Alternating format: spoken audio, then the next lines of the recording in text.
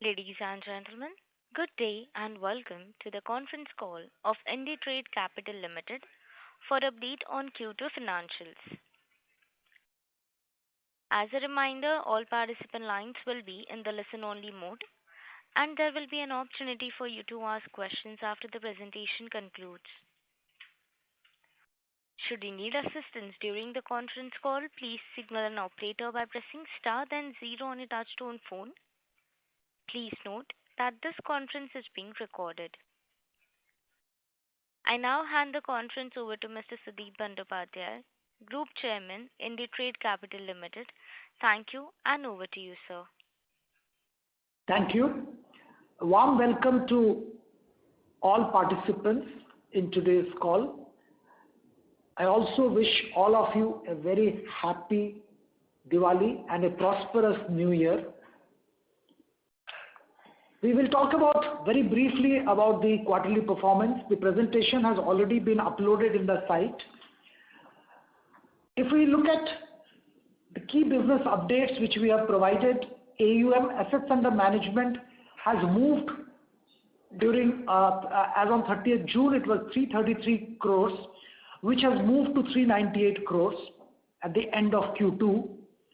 Disbursements last quarter, you all will recall, we were in the midst of the second wave of COVID. We had disbursed only 17 crores worth of loans, and this quarter we have disbursed 137 crore worth of loans. I will also like to mention here that most of the disbursal happened towards the later half of August and September. We gradually picked up pace for disbursals once the second wave receded, and by September, I think the momentum is back. I will also briefly touch upon what we did in October in terms of disbursals, so that you get an idea of the recovery in the business.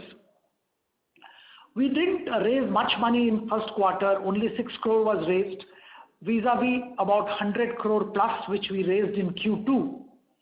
And of course, the profitability has marginally improved in Q2, PBT of 1.4 crore. If we look at the disbursements, what had happened over the last 6-7 months, if we look at microfinance, we disbursed 3 crores in April, didn't do any disbursal in May. June we disbursed 1.88 crore only. July we disbursed 18 crore. August we disbursed 30 crores. September 32 crores. And October we disbursed 60 crores. So the momentum is picking up, and I must tell you that microfinance, our highest disbursal was 80 crore in February 2020, just before COVID hit us. So we are close to that number. Hopefully we will be there soon. MSME, April there was hardly any disbursement. May no disbursement. June no disbursement almost. July we did about 6 crore. August we did about 10 crore. September 10 crore. And October we have done close to 12 crore disbursed. So very clearly the disbursals are picking up. As far as the profit and loss for the quarter is concerned, interest income has moved from 18 crore to 24 crore. Sale of services income moved from 5.5 crore to 12 crore. Fees and commission have moved from 1.2 to 3.6 crore. Other income has come down 7.4 vis-a-vis 6.4, and gross total income has moved from 32 crores to 46 crores. Finance cost is by and large flat. The net income has moved from 24.6 crore to 38.8 crore. Now, employee benefit expenses also have moved up, so have other expenses, and impairment of financial instruments have moved up. So we have ended up with a marginally improved profit of 1.4 vis-a-vis 1.2. If you look at the half-yearly comparison, we have ended up with about 2.6 crore of PBT on a half-yearly basis, first and second quarter put together. I'll not go too much into the balance sheet, but I'll just briefly touch upon the portfolio size. In microfinance, we have a net portfolio of 225 crore as on close of business on 30th September. MSME is 68 crore, micro loan is 22.5 crore, and agri commodity is about 82 crores. So that makes a total of 397.5 crores. I have already talked about the AUM, PBT, gross total income and disbursement. So I'll move to the cost of borrowing, which I think many times all of you have asked. The microfinance, as you have seen, we have started borrowing from the public sector undertakings, public sector banks, and our cost has come down to 10.97% weighted average cost. We hope this will further come down in this current quarter. MSME finance cost has come down to 12.33%, and agri commodity is about 7.74%. This is our cost of borrowing in multiple segments. As far as the provisions are concerned, microfinance, we have gross NPA of 1.14, net NPA nil. Agri commodity, there is no NPA. MSME is 12.52%, and gross is 12.52, net is 8.14. Here I must mention that all of you are aware, April, May, June were lockdown months, so obviously the collections are behind schedule, and we are very hopeful of recovery. We have seen significant positive trends in the recovery during the months of October also. So the current NPA position of MSME is expected to improve significantly. That's our hope at this stage. As far as the debt equity position is concerned, we have already given the position as against our total net own fund of 202 crores as on 30th September 21. Our borrowings are about 255 crores. So it's about 1.27% is the debt equity ratio, 1.27 is the debt equity ratio, vis-a-vis 0.92. We always have been very conservative in borrowing, and we will continue to maintain that conservative stand. Portfolio, I've already talked about. We have microfinance portfolio is about 57% of the book, and other segments altogether is about 43%. Microfinance own portfolio is about 196, managed is about 29. MSME own is about 21, managed is about 47. Microloan, a portfolio which we are shrinking continuously. We are not doing really any new lending in this segment as things stand. It's about 22.5 crore. Agri is about 82 crore. Agri, this was the off season. Hopefully from November onwards, with the arrival of Kharif, the portfolio will pick up and we will be able to utilize the lines which we have from banks. Very briefly, this is what I wanted to communicate. The details about individual businesses is already there. I will also briefly mention about the two new businesses which we have. One is the Scalerator, IndiTrade Scalerator, which is a digital distributor of financial products and services. It's doing reasonably well, I would say, considering the challenges we had, the second wave of COVID. It is profitable and it's showing significant positive signs for significantly improving the profitability as we move forward. As things stand now, it is profitable and we hope for significant improvement in profits. Boonbox, this is the rural e-commerce company which we have, and this also has shown significant positive trends. The lockdown months have been bad because movement was restricted, they couldn't do much. But post-lockdown, they have picked up pace. September, they were marginally down on the PBT level. But October, they have turned around and they have started making money from October. That's very, very briefly as far as these two new businesses are concerned. I will stop here and wait for questions which any of you may be having, which myself, my colleague Mrs. Jhuma Guha and our Group CFO, Mr. Naveen Jain, will be happy to answer. Thank you very much. We will now begin the question and answer session. Anyone who wishes to ask a question may press star and 1 on the touchtone telephone. If you wish to remove yourself from the question queue, you may press star and 2. Participants are requested to use handsets while asking a question. Ladies and gentlemen, we will wait for a moment while the question queue assembles.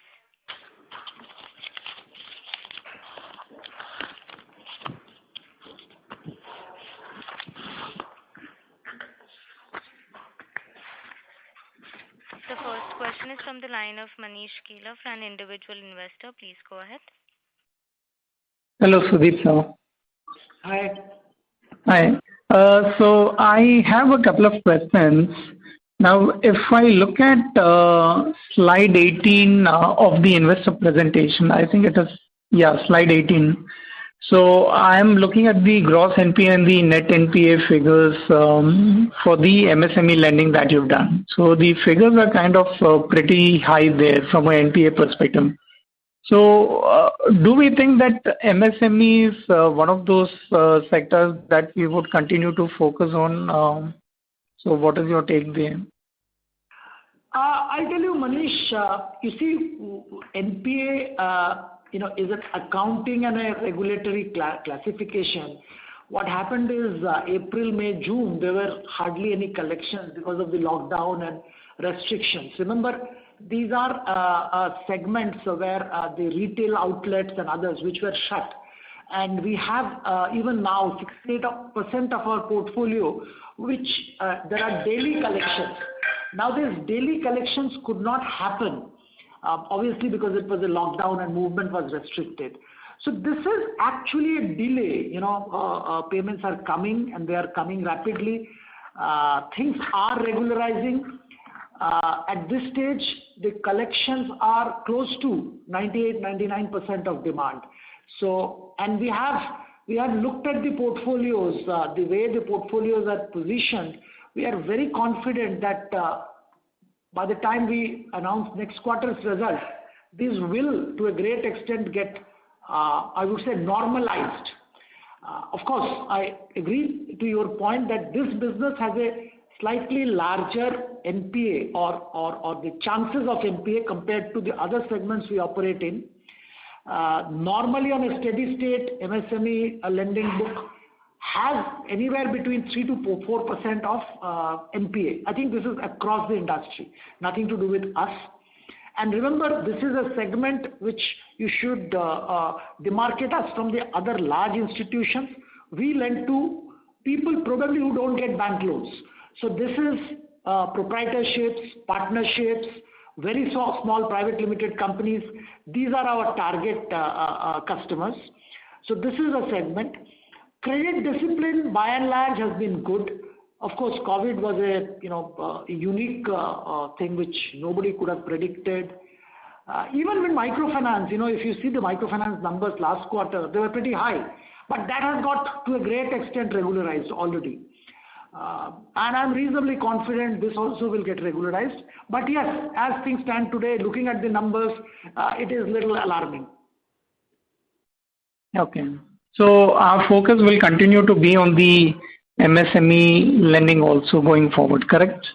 Absolutely. See, we are in 3 segments as far as lending is concerned.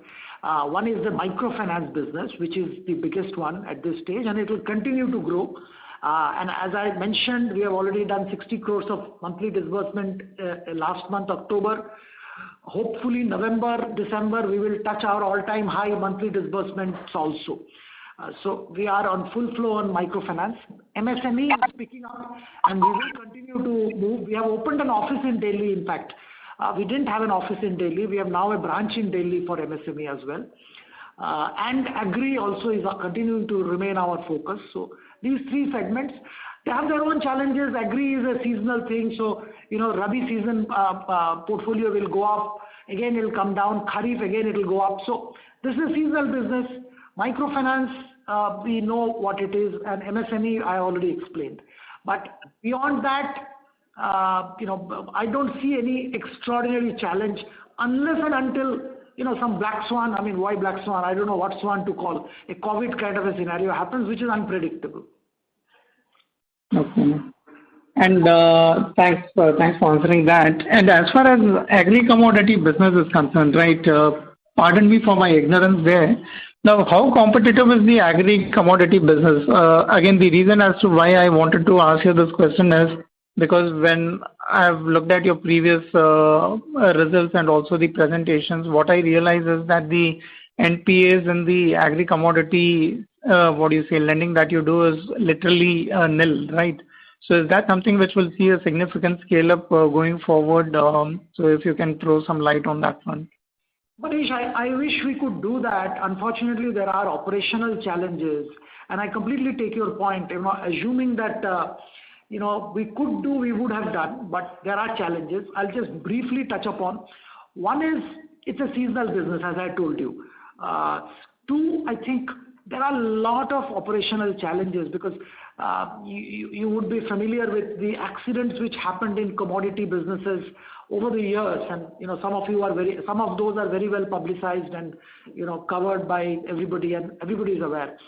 So we have to be very, very selective about the commodities we pick, the customers we pick, and most importantly, the warehouses we deal with. So there are multiple challenges. And as I think I have articulated many times earlier, we predominantly focus on exchange traded commodities so that we, in case of an emergency, we have an exit window through the exchange trading mechanism. So this restricts our opportunity of funding, and we would prefer to be safe than sorry as far as this business is concerned. So yes, we want to grow, but we will grow only if there is a very safe and secure opportunity. Let's put it this way. We will not be very aggressive in this business. Okay. And so will microfinance again be the focus area for us? Microfinance will continue to dominate the overall lending book on a consolidated basis. It has got a disproportionately high growth potential. We are in high growth states. In fact, we went to Madhya Pradesh and Bihar just before COVID. So these are two states which are doing very well, and we would like to kind of lend quite a bit in these two states and maybe move into contiguous states like Eastern UP, Jharkhand, Chhattisgarh. So I think there will be significant opportunity for expanding the book as far as microfinance is concerned. All right. I think, that answers my question. If I can squeeze in one last question, please. Yes, go ahead since Okay. Now, as far as the managed lending segment is concerned, right, when you compare it vis-a-vis the own lending which you do, are the interest rates lower, your borrowing cost? That is what I'm referring to. Is that lower when it comes to the managed lending, when you compare it with the own lending? It is just a financial structure, you can say, because when we do a DA, direct assignment, or a PTC, or any other portfolio sale, this is pretty common in in asset book. You sell your portfolio. So a bank can fund you by giving you a term loan or a working capital loan or any other loan, or they can buy your portfolio. So, and the portfolio buying can be structured as a direct assignment. It can be structured as pass-through certificate, and multiple other structures. But when you do that, the portfolio, actually, they have taken the portfolio and funded you for that. But you continue to manage it. You continue to do everything on that portfolio. You manage it. So, that's why we call it managed. So for me, I'm indifferent between a bank giving me a loan and agreeing to buy a part of the portfolio. It's the same thing. Okay. Does that answer your question? Yep, it does. Thank you so much. Thank you. Participants who wishes to ask a question, please press star and 1. The next question is from the line of Rajesh Kumar, an individual investor. Please go ahead. Hello, Sudhir sir. Thanks for the opportunity. And I would like to know how much IndiTrade Capital ownership in Scalerator. That is my first question. It's 100%. 100%. So I'll explain to you in a minute. IndiTrade Capital owns a company called IndiTrade Business Consultants, which is 100%, and that owns 100% of Scalerator. Okay. Of course, we have very small ESOPs issued to the employees and this and that, but that's there. But today the shareholding is 100% with IndiTrade. Okay, okay, sir. Sir, I've been invested in this company for almost 3 years now, and has been closely tracking all your this conference calls and all. Sometimes I'm working abroad, so may not be able to attend. So I'm very happy to see the progress company is making. And the second question is Scalerator itself. In the segmental revenue, how much is for this quarter revenue can you tell? Only for Scalerator? I will ask my CFO to answer Scalerator's revenue in total revenue. Yeah, I think if you can include in the next quarter, this as a separate segment. We will include in the next quarter slide the Scalerator revenue separately. As I told you, they have started making profit. Yes, I've seen that, sir, and very congratulations to reaching the 100 crore, close to 100 crore AUM, and also the my CFO, Mr. Naveen Jain, is mentioning now that Scalerator revenue this quarter was 2 crores. 2 crore. Okay, then, sir.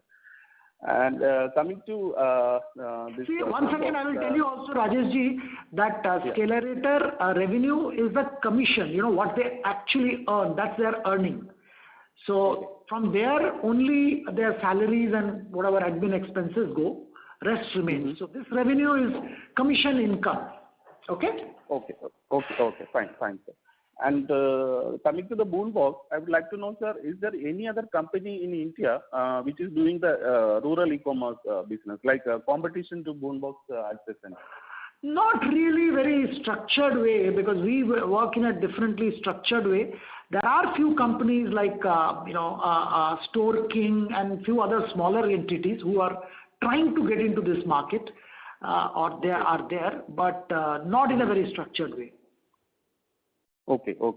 Understood, sir. Okay. And sir, I think I'm also very the layman kind of person. So I would like to know this: is there any synergy that can be derived from this? Like we are selling the goods to the rural customers. So are we thinking about consumer durable finance segment?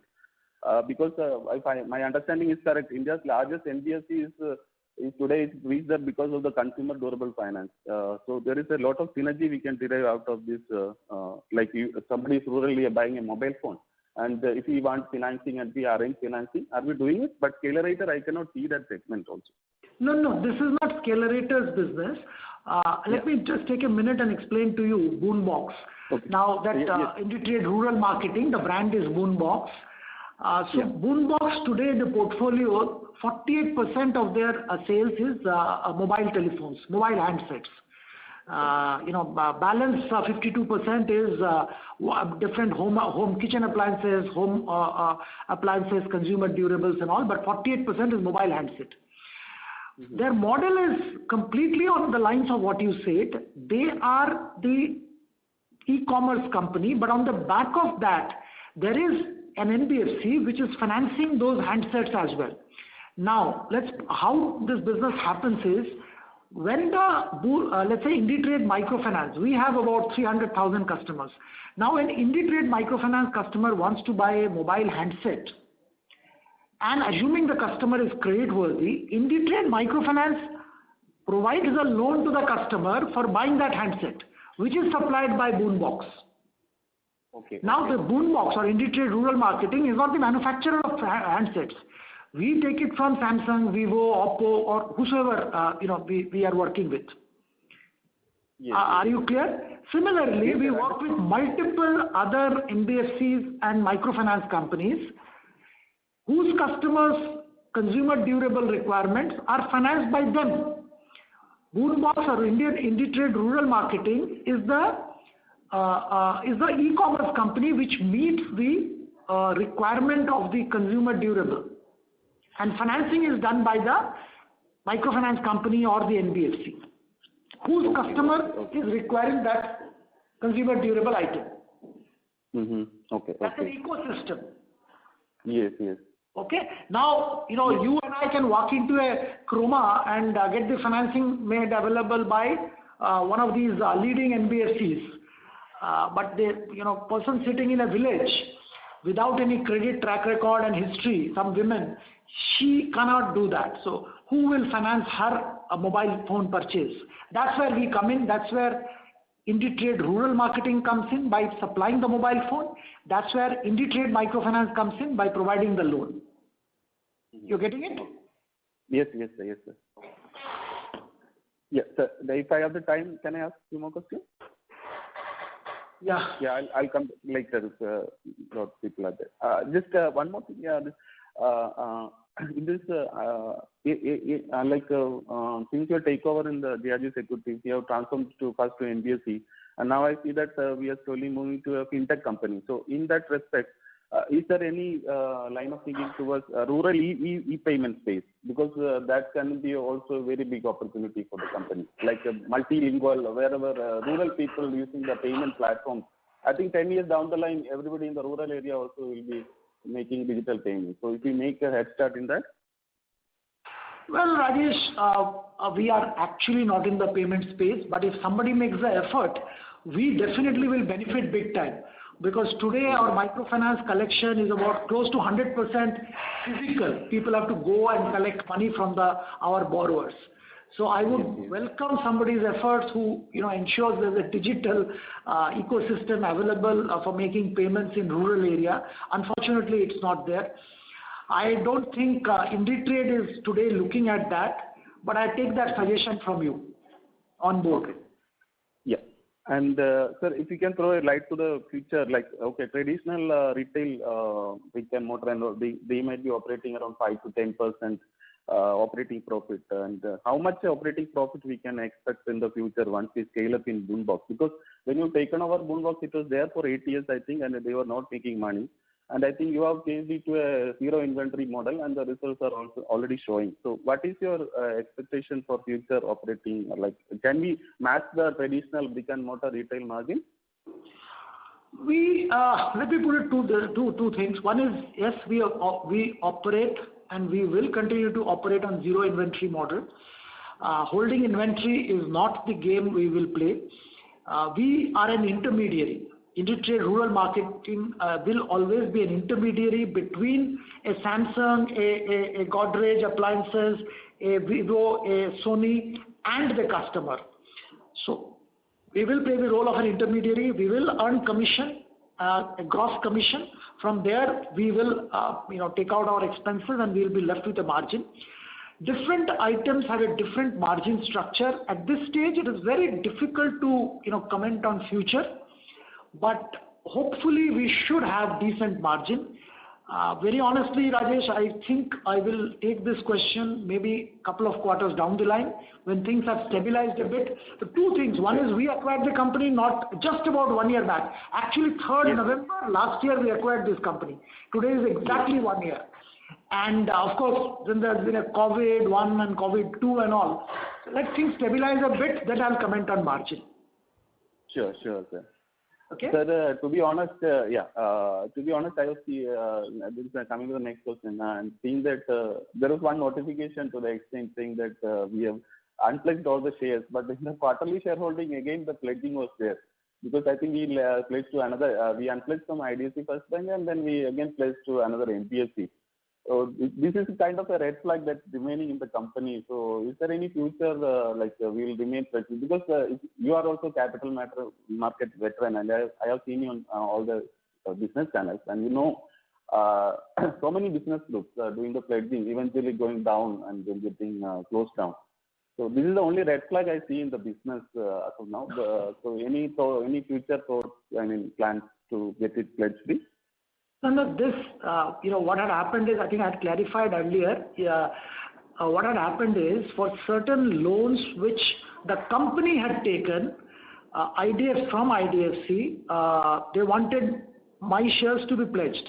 So I had to pledge that shares. Okay. So the loan was not for anything else but for the company. So company's loan, I had to give a guarantee and I had to pledge some shares. Because we had just started. This loan, we had taken a tier 2 debt.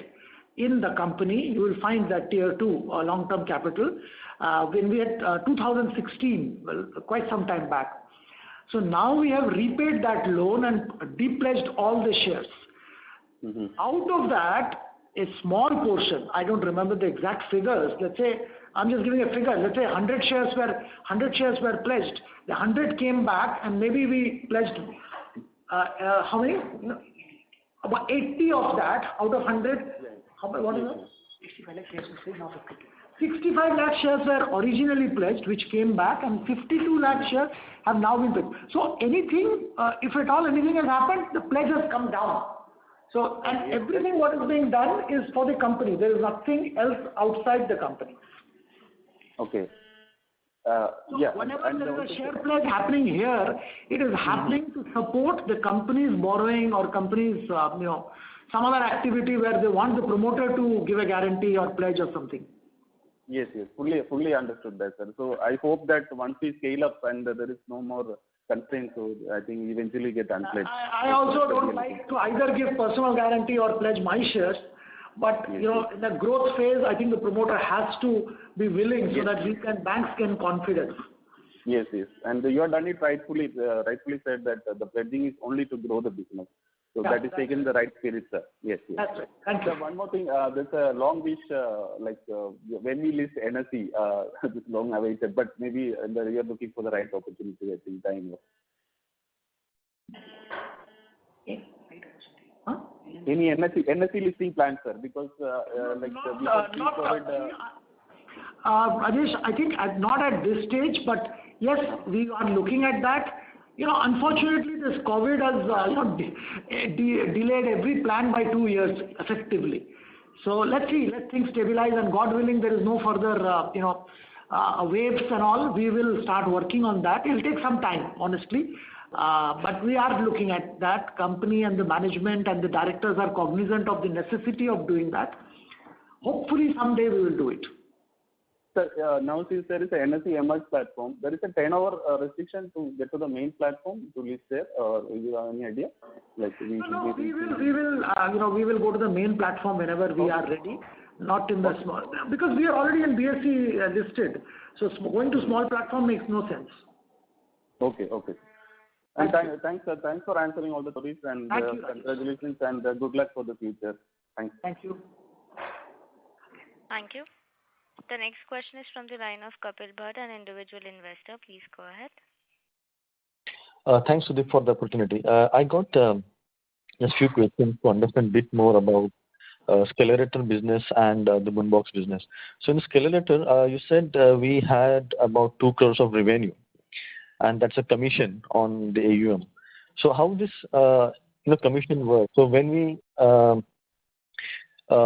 arrange the loans for the partners, do they pay this amount upfront, or will they pay on the entire AUM yearly? No. Let me just try and explain, Kapil, for a minute.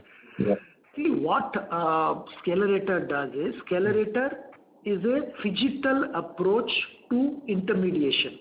So what does that translate into plain English? Mm-hmm. They have 3 verticals. One is they have their own offices and people in different parts of southern India. Second, they have their own network of agents across South India. And third is they have an online platform, and I would request you also to look at that, iBOG. I for India, B for Bombay, O for Orange, G for Goa, iBOG. iBOG, yeah. So these are the 3 channels through which they connect with the customer. Now, by connecting, what do they try to provide the customer? They try to meet the financial requirements of the customer. By what? Arranging unsecured business loans, arranging secured business loans, arranging personal loans, arranging gold loans, arranging health loans. They will launch insurance and other things also going forward.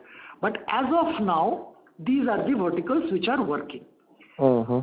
Whatever income they earn predominantly now from unsecured business loan. I would guess about 90% of the income is coming from arranging unsecured business loans for customers.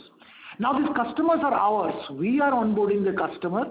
We are doing all kind of KYC.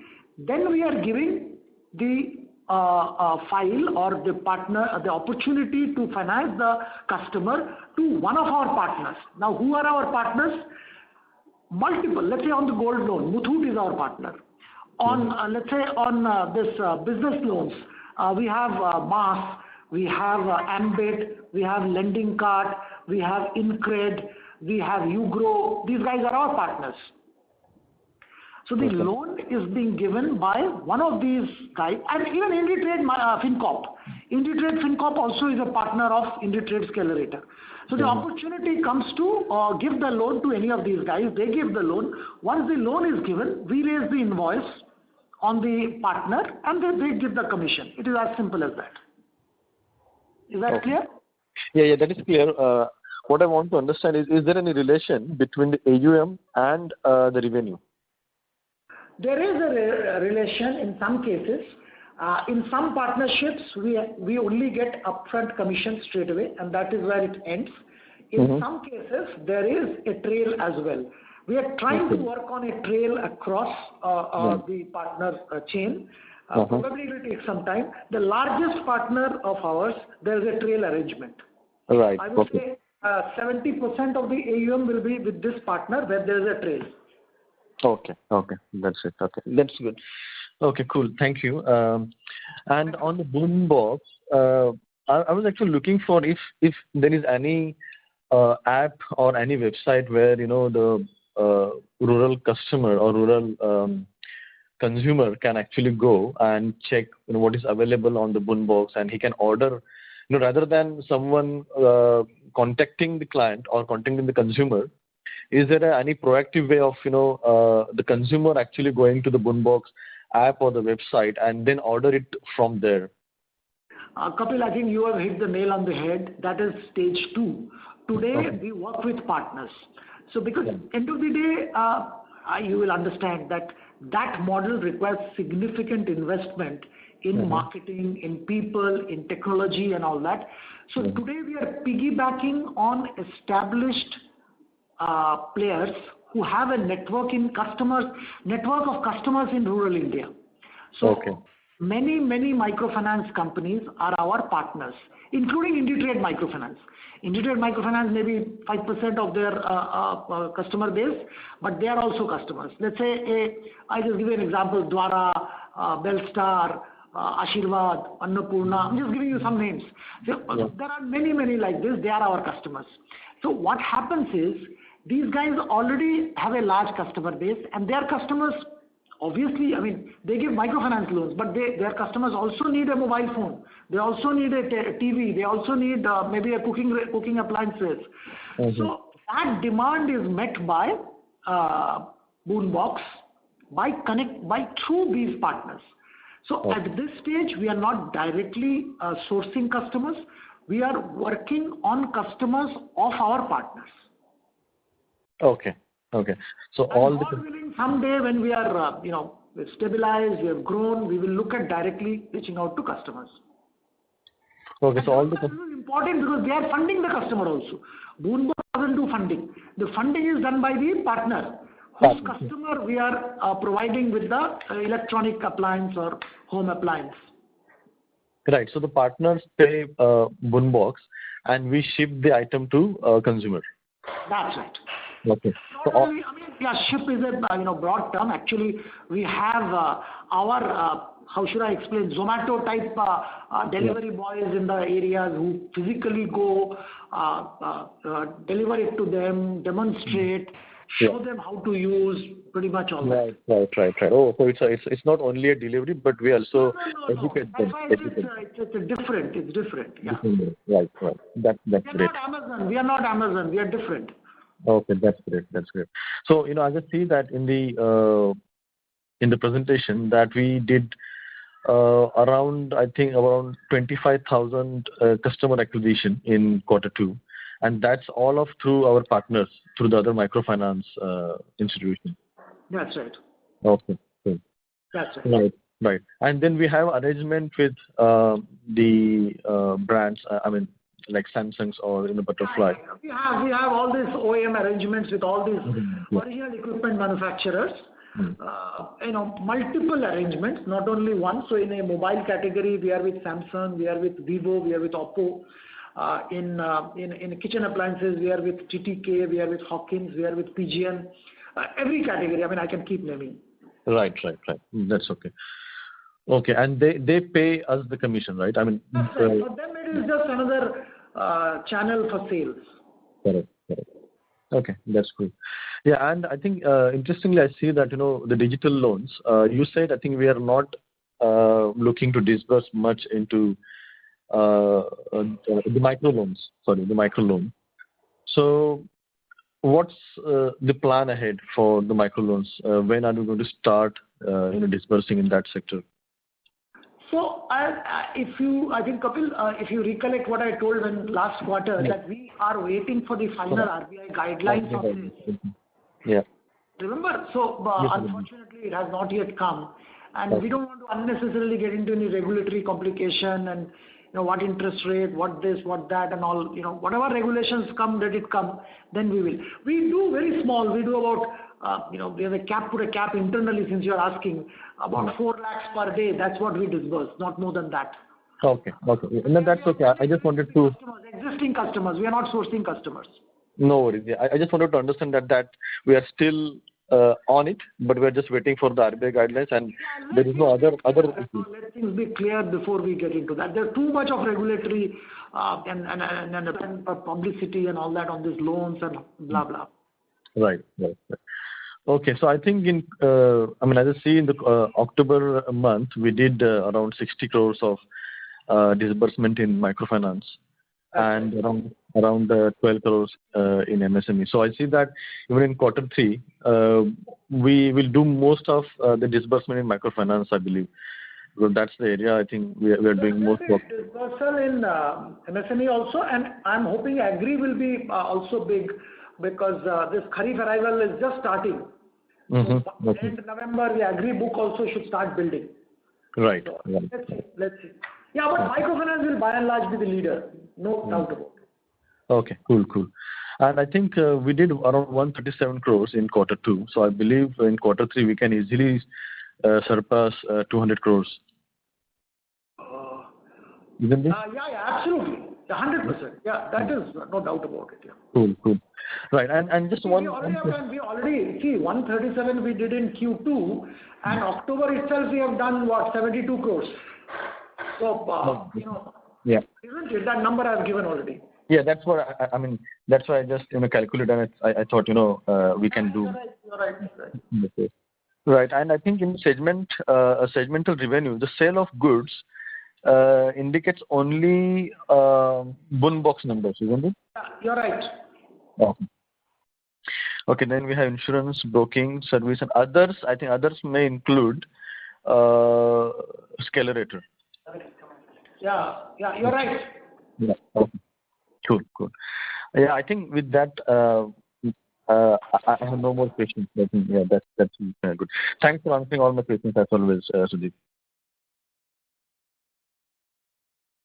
Thank you. Before we take the next question, a reminder to the participants, anyone who wishes to ask a question may press star and 1. The next question is from the line of Manish Kila, an individual investor. Please go ahead. So, Sudeep sir, I had a couple of other questions. Now, with India not having seen the, worst of wave 3, right? I think wave 2 was very bad. Unfortunately, there's no wave 3. So how do you think the external environment looks like? Do you think all the headwinds are behind, assuming that there is no surge in COVID cases? Manish, I'm hoping, like we all, that there is no further waves and we can move on with our lives. Life has been on hold for almost 2 years. Let's hope we can all move on. Enjoy Diwali, enjoy Christmas, enjoy New Year, and do business. I cannot comment on these waves and all that. No, but I'm talking about the business environment aspect. So how do you think that is going to look like, hoping that things continue to be the way they are at this moment? Manish, business environment looks definitely better, much better. You will see from our numbers of October vis-a-vis September also. So things are much better. And that's across the industry. We go out in the markets, we can see that. I think let's hope that there is no further setback on account of pandemic. We should be, all of us as an industry, as a country, we should be doing good. Yeah.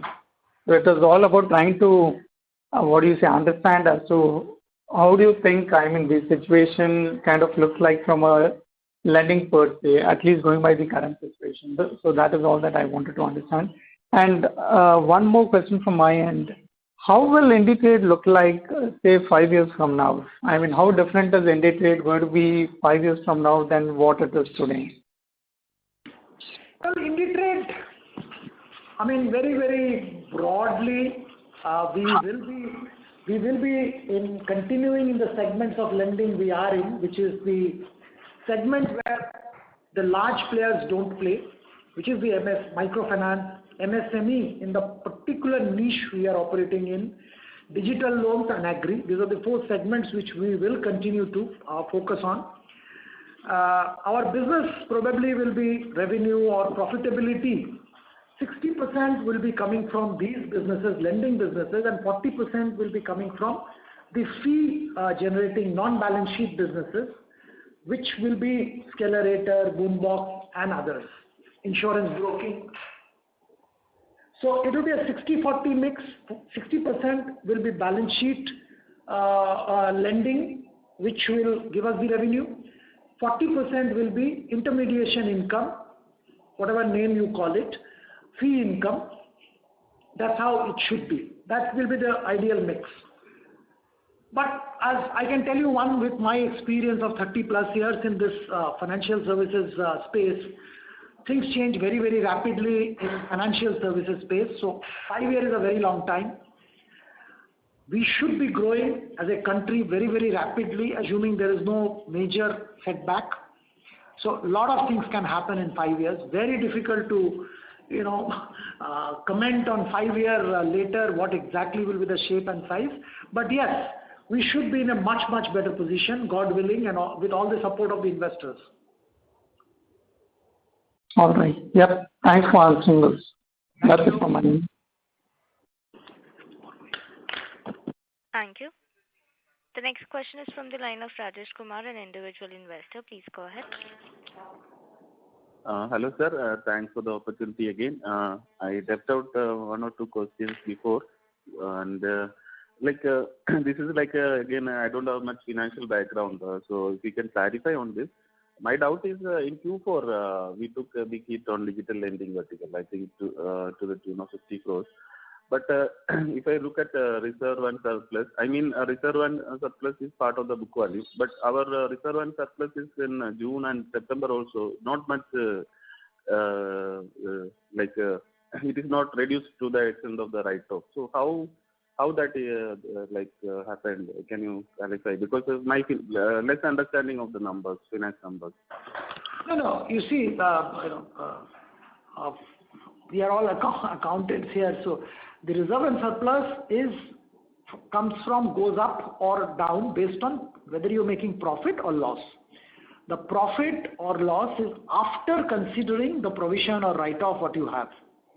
So after considering the provisions and all, we have been still making some money. So obviously results will keep going up marginally because we are not making great amount of money in the last 2-3 quarters, but it is still going up. So the write-off and everything else also has been, it's like salary. You pay salary expense, you pay interest, you also write off or provide. So that's a part of profit and loss account. That gets considered when you arrive at the profit figure. So if you have a profit, reserve will go up. If you have a loss, reserve will come down. Okay, sir. Then the BSE notification, this written one remarks this Telangana case still going on and that asset free. Some of the accounts got released, and this write-off is linked to that Telangana account also.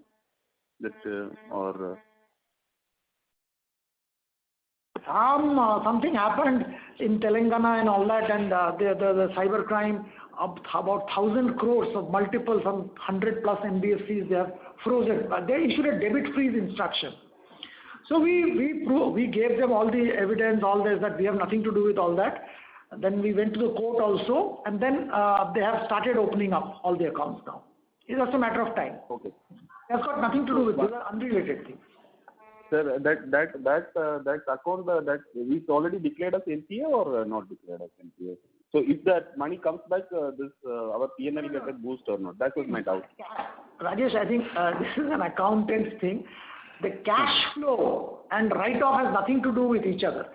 You know, the Okay. money in bank is something, and this write-off is something else. Okay, understood. Okay, so this is not a write-off. Okay, it's only It's not account. written off. This is my money in my bank. Why should it be written off? Let's say I have given you money and you don't return, then I'll write it off. But if my money in my bank, why should I write off? Okay, sir. Thanks for the clarification. Yeah, And sir, there is today one notification, this insurance vertical, that 1% is transferred to the group company, and I'll explain to you. I'll explain, Rajesh. See, IRDA in 2018 came up with a regulation saying that there cannot be any step down. Insurance broking entity cannot be a step down subsidiary. So, meaning that let's say company A, and then they have a subsidiary company B, and then there is a company C, which is an insurance broking company, which is a subsidiary of B. It cannot happen. They are saying it can be a subsidiary, but it cannot be a subsidiary ka subsidiary. You are clear? So yes. it should be a direct subsidiary. Now, in our case, IndiTrade Insurance Broking was a subsidiary of IndiTrade Capital. Okay?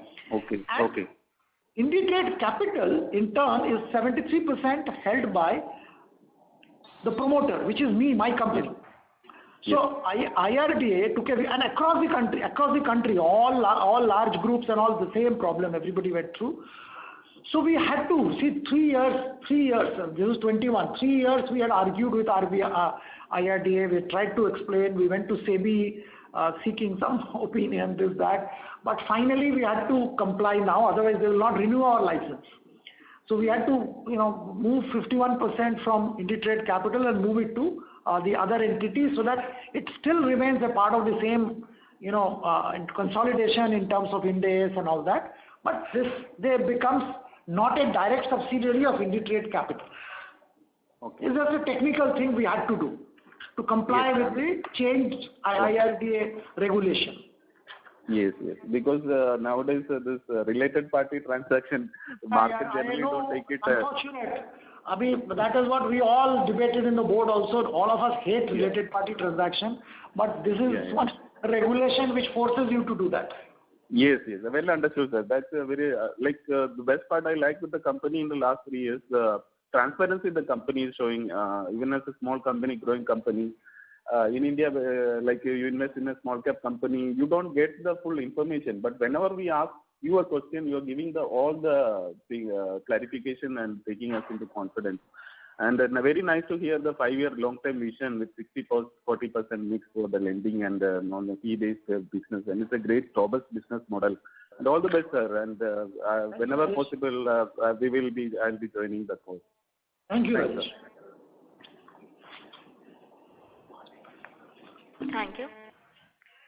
Participants, to ask a question, please press star and 1.